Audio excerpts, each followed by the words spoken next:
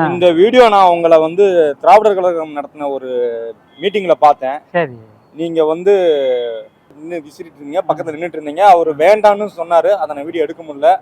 அவங்க அப்படிதான் சொல்லுவாங்க. ஆனா எனக்கு நான் அவர்கிட்ட கேட்டுக்கிட்டது, வாய்ப்பு எப்பயாவது கிடைக்குதுங்கய்யா, அந்த நேரத்தை நான் பயன்படுத்திக்கிறேன் அப்படின்னு சொல்லிட்டு விசிறிருந்தேன். எதனாலங்க ஐயா?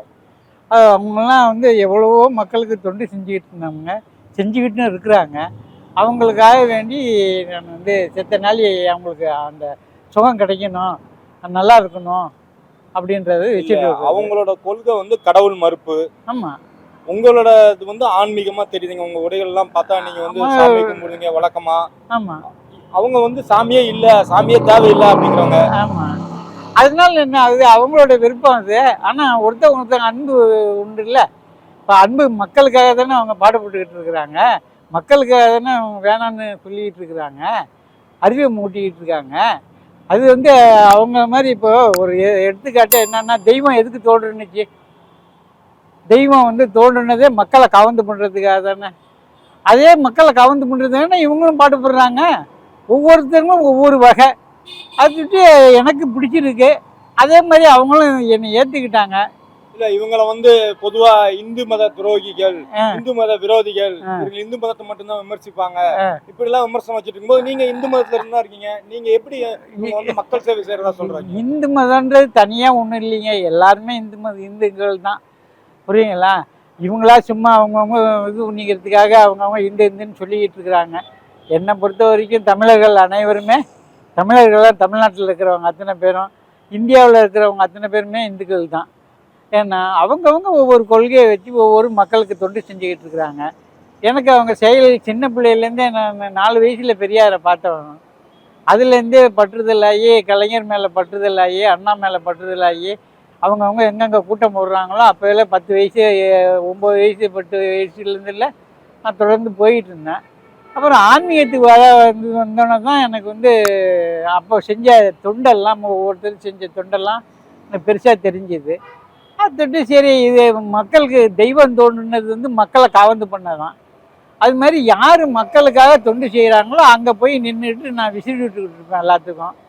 அது யார் இவங்கெல்லாம் எனக்கு தேவையில்லை. அவங்க வந்து என்னை எத்தனையோ பேர் விரட்டியிருக்காங்க. நான் அதை பற்றி இப்போ பார்க்குறதில்ல. திருப்பி போய் இந்தண்ட விரட்டினாங்கன்னா அந்தாண்ட போய் நின்று விசிறி விடுவேன். இப்போ அது இன்னும் இப்போ யாரும் என்ன எதுவும் சொல்கிறது இல்லைங்க.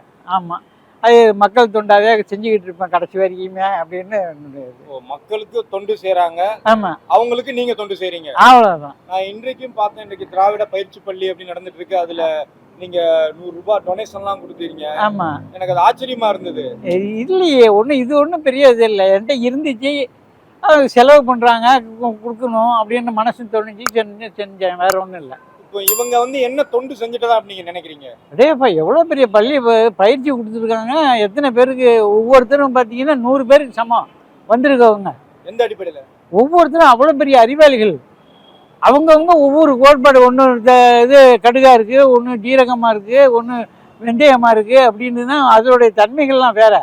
ஆனால் மக்களுக்கு அது உணவுக்கு பயன்படுதா இல்லைங்களா? அது மாதிரி ஒவ்வொருத்தரும் ரொம்ப முக்கியமானவங்க. அவங்க பயிற்சி எடுத்திருக்காங்க, பயிற்சி கொடுத்துருக்காங்க எல்லாம். அதான் என்ன மாதிரி பயன்பாடு நீங்கள் நினைக்கிறீங்க?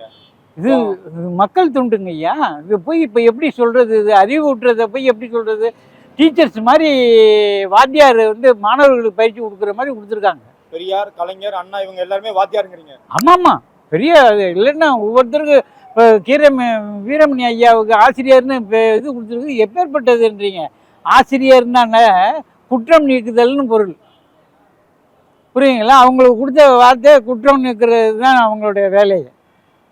ஏன்னா அதுட்டு ஒருத்தவங்க இப்போ வீட்டில் நம்ம அம்மா வந்து தவறு செஞ்சோம்னா உடனே தப்புக்குன்னா இது செய்யாதன்னு சொல்கிறாங்கன்னா அவங்க திருத்தறதுக்கு தான் சொல்கிறாங்களே தவிர்த்து நம்ம திட்டுறதுக்காக சொல்கிறது இல்லை.